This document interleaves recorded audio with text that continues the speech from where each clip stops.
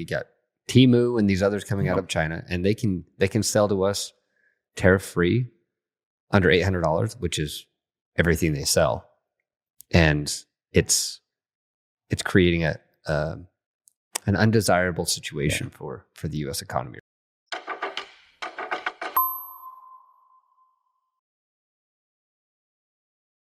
All right, welcome to the Zonos Decoding Cross-Border Ecommerce podcast. This is episode 41, a continuation of episode 40, which we're wearing our lovely de minimis shirts, mine with the crooked print on the one that you got me, Clint. So thank you very much for this. I appreciate it. Yeah, mine's perfect. I know that. I shouldn't even say you don't have to tell me again. I know that. Yours is appropriate. Let's move on. More de minimis conversation. Now, we did a world history kind of flyby through I did my history best. of de minimis. Yep. Yeah. And I did the intro because now you are the guest, you're the expert here, and I'm going to be asking you the questions. Okay. All right. But we're going to pivot now to U.S. history, kind of history of the U.S. de minimis, and take a deep dive there. And this will be a good segue into the next one where we kind of talk about current affairs. But let's we if current affairs comes in here and there during this one, it could make sense. But okay. But yes, the real current affairs that I used to watch current affairs when I was a kid. I forgot about that show. Oh my gosh. And it's about as entertaining talking about current affairs around de minimis. In fact, we should label episode 42 current affairs. Oh, I like Okay. that. All right. Don't forget. That. Okay. So in history, everything goes back to the Romans, right? Yeah. But did you know, or do you know why the Roman gladiators are so good at telling jokes? I don't. Tell me. They always slay the crowd. Yeah. And did you know what the Romans said after inventing concrete? Oh, I'm getting two. Tell me. We really cemented our place in history. Oh, and they did. Yes, they did. Yes, they did. In fact, let's talk a little bit about that, Clint. Does some of the U.S. de minimis conversation, is there any ties back into the Romans? We went through some periods in history of, when the Romans started with, de minimis and kind of, with trade and all of that. Fast forward to what year, Aaron, did the U.S. now establish Section 321 de minimis? What year? Okay. I have no idea. I know, because I told you I I did zero prep. You wouldn't tell me. Nope. My head's been in the clouds, not in U.S. de minimis research prepping for this. So, okay. In the 1900s, is that yes or no? Can I do like 20 questions here? Yes. We can do warm or cold. You're warm. 1943. Wow. It's not bad. 1930. Okay. The Smoot Hawley era, right? 1930 to 1965 is this first period that we're going to talk about where Section 321 was introduced. And there were two representatives. Can you define Section 321? Okay. So Section 321 is, this was the Tariff Act of 1930. And this was what allowed for the duty-free entry of goods under a set of threshold, right? Which was the threshold that was set at the time. I'm not going to tell you what that is because I need to see if you can So guess there that. was already a threshold before that. This is the first time that this came in place. So there was no threshold up until this point. So they applied tariffs to everything. That's my understanding, yes. Before yes. that, okay. I'm sure we'll get our lovely fans out there commenting on how smart we are and how accurate I am on this in this, but that is my understanding. Is that before 1930, there was no formal, everything was dutiable at the time. So let's see. Okay, Customs and Border Protection, other stakeholders refer to Section 3021 because it encompasses not only the de minimis, but specific procedures around processing and compliance. So I guess that's how that makes sense, right? So de minimis is the amount. Mm-hmm. Section 321 is the amount plus the procedures for processing and compliance. Okay. I kind of like that. Okay. Yeah. I think it's the first time this has clicked for me. Why does everyone say Section 321? Why not just say de minimis? Well, there's more happening than just de minimis. Got it. Okay, back to the Smoot Hawley era. Want to know something interesting about the two legislators that were pushing this, which was a Republican and a Democrat. No, actually, it was two Republicans at the time. Usually, this is very bipartisan. So it wasn't bipartisan in 1930? 1930, I'm sure. Oh yeah, it was still bipartisan, but I think the two senators pushing it Reed Smoot. Want to know what's interesting about Reed Smoot? Yes, please. It's from Utah. Really? Now we're in Utah, so this is significant to you and me, but everybody else is. Okay, so I thought that was interesting. They were the primary authors, and they created the framework for modern, customs valuation. But it was also opposed. Not everybody loves this stuff, and by economists, and they warned about protectionist efforts. Why do you think that is? So wait, I'm guessing the economists were pro-protectionist, right? That's because what it sounds like. Because this would be giving, you start opening up the ability for a loophole for foreign countries to get stuff in without tariffs, right? Yep. Does that happen today though? Oh no, not at all. Okay, not at all. All right. How much was the de minimis? Okay, we're going to get started. It's 1930, and there, this is a debate. It's like we should. What's the amount? Yeah, I mean, we know the reason they want to do this is the cost to clear is higher than the revenue collection in. So cost benefit. Yeah, right? Cost benefit. It's 1930. What would you set that threshold at? Well, since it's 1930, I'm just going to say I'm going to say $30. Oh, how close was I? You're only off by $29. They set it at $1. Set it at $1. Okay, if we adjust for inflation, what is that in today's dollars? I'll let you figure that out. Okay, I'm going to look that up. Okay, so they set it at $1, right? And goes on for a while, 1930 to 1965. In 1966, this is the reform period, right? And this is now more about modernizing the clearance. And imagine automating. $18, by the way. Oh, that's $18. Mm-hmm. They might have had it right. We'll talk about that later. Okay. They actually might have had it right. Yeah, $1.1930 would be about $18 today. I'm back to 1930. I'm bringing that into that episode. Okay. Goes from $1 to 1966, right? How much do you think it goes to in 1966? $66. Jeez, killing me. $5. That's it? That's it. But what's that in inflation? Oh, I know. Okay. Because I actually want to know this. But again, now they're starting to think they want to start automating. This is 1966. Okay, right? so that would be... They've done a good job since then. It'd be about $50. Okay. So raise it from 18 to 50. Mm-hmm. I like thinking about it in these terms. Yeah. That's interesting. Yeah, that's pretty aggressive. Yeah. But that was like the first major increase that had ever happened.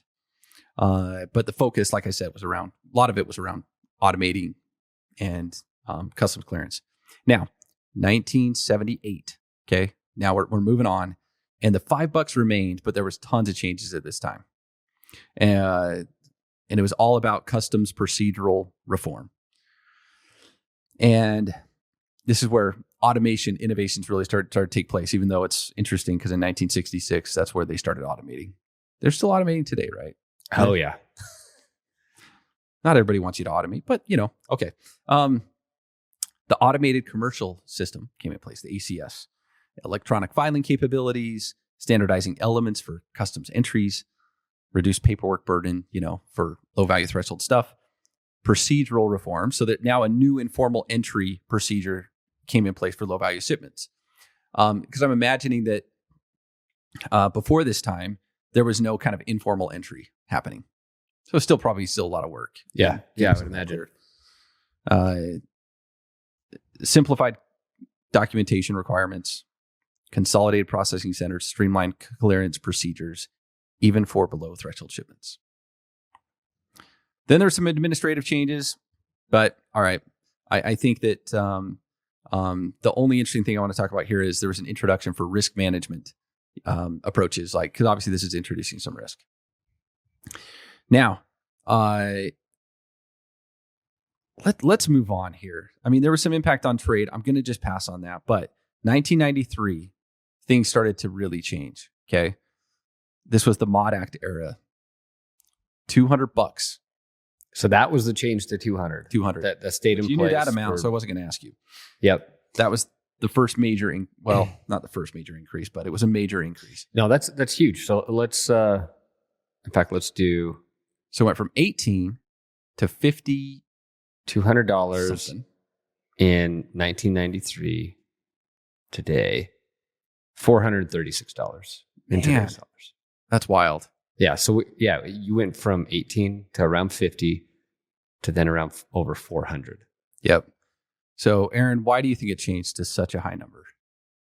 Like, what were the arguments for some of that? Well, if I go back to the 90s, which I was alive during the 90s, that was a golden age. I don't think there's a better decade out there. I'm imagining the world's becoming more connected, cross-border trades increasing. Spot on. It's increasing. And you don't have my notes. You're nailing it. And yeah, we haven't had the dawn of the digital e-commerce era, but they're starting to become more and more like e-commerce type shipments, right? Because I recall at my house, big, giant, thick catalogs. Yeah. Right. JCPenney catalogs. I remember ordering, we were big into riding dirt bikes and stuff. So if we wanted to order something from a place called Chaparral out of California, we have our big catalog. We'd flip through and we'd pick our stuff. Then we'd call and order it and they'd ship it to our house. So I'm imagining that's really taking off and having an impact on the percentage of shipments that are really low value personal shipments going straight to consumers' houses. Yep. So who do you think is opposed to this law at the time, right? Oh, actually, who was in favor of it? What?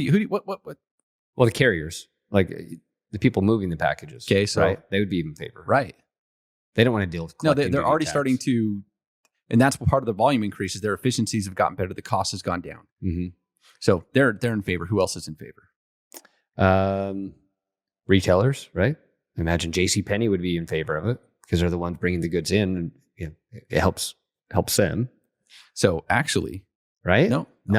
At the time, how does it help JCPenney? That depends on where it's shipping from. This is 1993. How does this help JCPenney? How many JCPenney shipments are actually Did JCPenney have a catalog? In 1993? Yeah, maybe. Yeah, I remember big thick catalogs in my house. Because what as I was reading about this, it was it was retailers that were opposed to it. Because not every retailer has catalogs, right? Yeah. I mean, there's only so many out there. But the catalogs was the e-commerce of the time. So there was a lot of opposition from retailers. You're right. And because they're going to be paying tariffs coming in anyways, right? Yeah, they have to pay tariffs because it's over the de minimis. Because they're still bringing it in bulk, and then they'll be. So they're passing that cost on to buyers. Yep. Whereas somebody else that is just selling on that catalog, and as long as it's under that threshold, there's no duty on anything that they bring in. Right. That makes sense. Okay. Opposition would be labor unions. Yeah. Why would a labor union care? Well, we just saw that, right? At the ports, like they're trying to keep their people employed and work to do and getting their money, right? Yeah. And if you don't have to bother, if there's not as much work to do on all these low value shipments, there's okay. But how much did it cost to clear at the time? This is 1993. What was roughly the cost for something to clear customs per shipment? So this is them moving it to $200. Yeah. This is part of the argument, right? So now people are arguing. So we're talking a cost benefit analysis. Mm-hmm. I'm surely there has to be good math going into this to say, hey, look, if we're not creating at least more revenue than what our costs are, then it doesn't make sense. So their costs have got to be around $200, right? That's where that number came from, I imagine. It's 10% of that number. It was like $25 to $35. So why did it get set so high? That makes no sense to me. Like they're leaving $175 on the table. So what would? So let me steel man this. Lobbyists, right? Because there's three. There was a senator pushing this. This time it was a Democrat.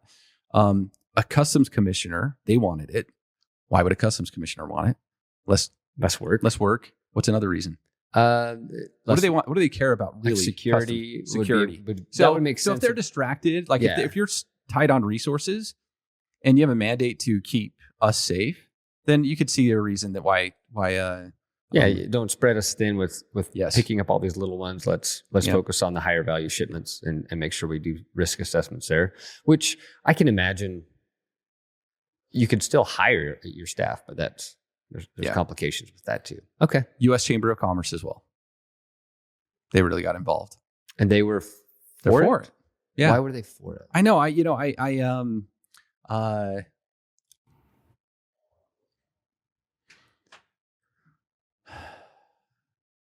should know the answer. I might. Let me do some research. I don't know the answer. But they were for it then, and they were for it the change in 2016, which we're going to go to in just a second. Okay. But yes, labor unions, retailers, they didn't win that. They didn't win that battle. But yeah, they were fearing the mail order competition. So it gets set to $200 in 1993, and then it stayed that way for 23 years. Yeah. In fact, it stayed that way during the period that I had started Zonos. I remember 2009. The de minimis was at 200, and then I wrote one of my first blog posts in 2016. I do remember that, but before we go into 2016, I want to back up for a sec.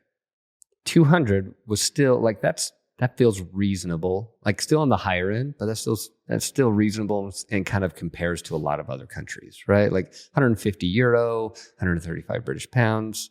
In some of these other countries, 200 USD. Like it's at least in the ballpark of the other countries.